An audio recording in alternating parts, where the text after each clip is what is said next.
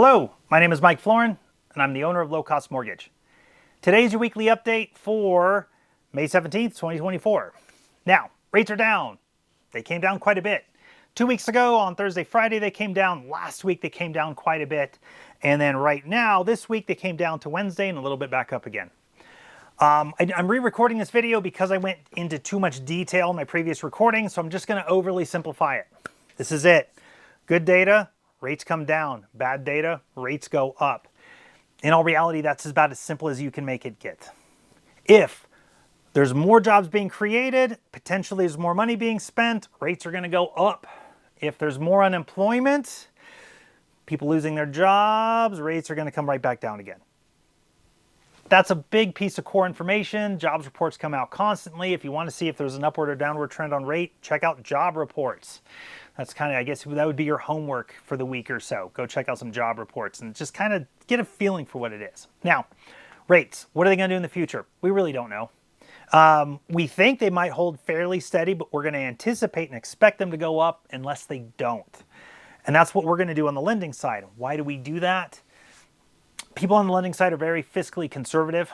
If we do something wrong, there's financial penalties associated with it. We'd rather underpromise and overdeliver. Now, let's talk about how to save money. Right. Okay. Everybody loves this, how to save money. Before I describe the how, I'm going to give you some background. Over here, some real estate awards that I won. Got those in my early 20s when I was selling real estate. When I was selling real estate, I was the youngest guy in the office. I looked a lot younger than what I was. I'd hold an open house. People would show up and they'd ask me, hey, where are your parents? I want to talk about this house. Yeah, so that was me. Looked like a really young guy and was selling real estate. Now, was I the top producer in the office? No, I was not. Was I the bottom? Absolutely not. I was in the top middle-ish consistently. And there were months where I had more closings than everyone else in the office. The office was small at the time. And there were months where I did not. But when you win awards selling real estate for volume, you kind of know what you're doing on the real estate side, at least a little bit, right? With that being said, let's look at Facebook. Let's look at Google. So Facebook over my left shoulder. Look us up on Facebook. I'm going to put the URL on the bottom. We have 5-star reviews. Read each review. You're going to hear or see a very similar thing in those reviews, and that is they troubleshoot the file. They know what they're doing, and they're saving us money. It's called good, fast, cheap. That's why I created this company. Good, fast, cheap. Look at Google. We're going to put Google up here over my right shoulder. Again, 5 stars. Everywhere you go, you look us up, it's 5 stars. Google, read through those reviews. Same thing. You're going to see a similar trend. They know what they're doing. They coach the buyers on what they're doing. They save them a lot of money. That's what we do. Now, there's going to be some cases where things might get a little bit squirrely, and I brought this up a bunch of times. In mortgage lending, there's 2 main reasons that a loan is late. 2 main reasons. Appraisal, coming in really slow, sometimes not ordering it till later in the process, or whatever it is. Appraisal ends up being one of the bottlenecks. Appraisal is probably responsible for maybe 10-ish% of later closings. Typically not, but sometimes it pokes its head out there. The number 1 reason that loans don't close on time, or you get last-minute denials. We don't do last-minute denials. We deny files up front.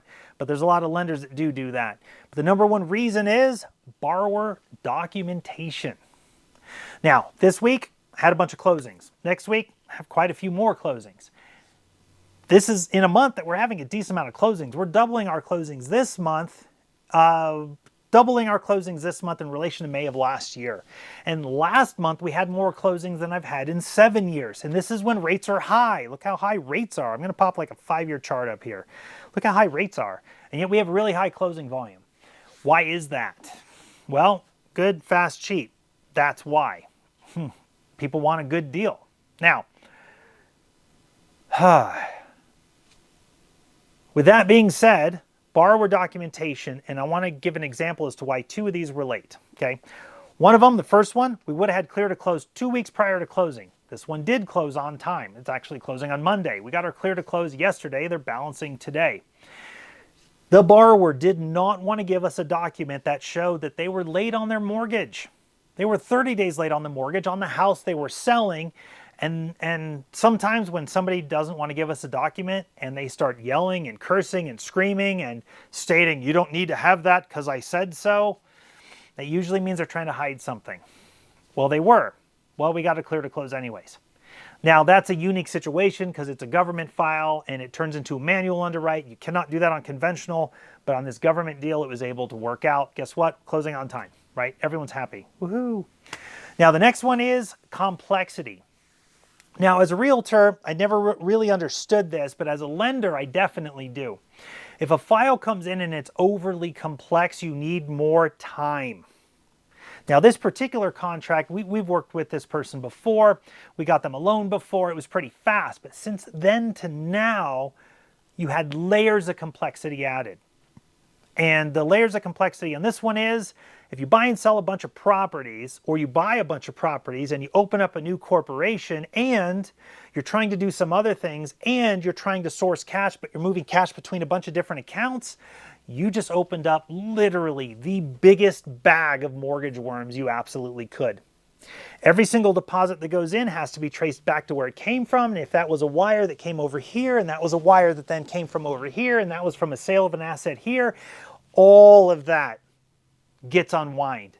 That takes time. Now, with that last one, we had over, I think it was close to 2 months on contract on that one, which would have been plenty of time. But for the first several weeks of the deal, we weren't working on the file. We weren't able to because the borrower was shopping.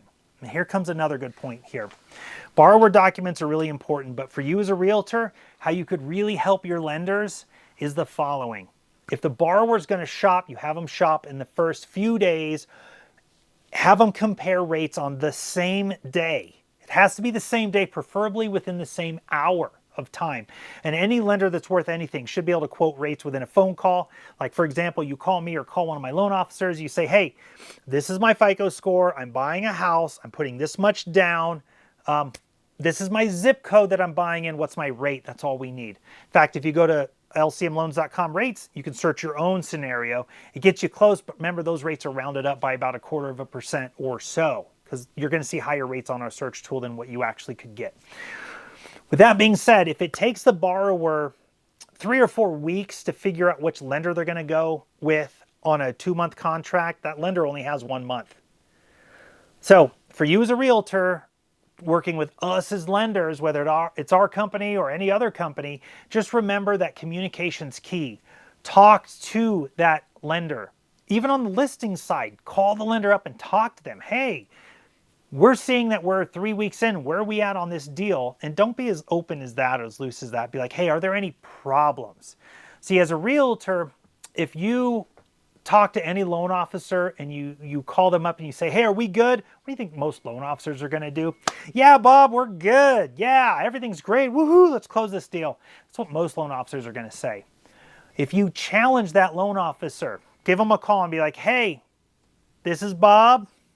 Or say Ron the Realtor, this is Ron the Realtor. Are there any problems on that deal? What do we need to look for on that deal? You just changed the entire dynamic of that conversation. That loan officer now has to think about the deal, go in and figure out if there's any problems. If you call them once a week, that's good. 2 or 3 times a week, even better, okay? Now, with, I'm gonna go ahead and cut and I'll be right back. So anyways, as a realtor, call your lenders up and just talk to them. Be like, hey, guess what? What's going on with this deal? Let's talk about it, right? Now, communication is going to be key there. Anyways, my name is Mike Florin. If you want us to take a crack at your deal, one of these 5-star lenders that we are, right? Facebook, Google. If you want us to take a crack at your borrower, please let us know. But at the same time, or have them call us, have them call me, call one of the loan officers. We'll let them know where they can save money. If you compare us to anybody else, they're going to probably, I can't say they will absolutely save some money, but holy cow, have them call us and you'll be like, what? That's not possible. That's what I hear a lot from realtors. How can you do that? Well, it's really simple. If you want to talk about it, let's get on the phone and we'll talk about it. Anyways, Mike Florin, have a great day. Rates are low. Sell, sell, sell. Go get your deals under contract. Have a great week. I'll talk to you later.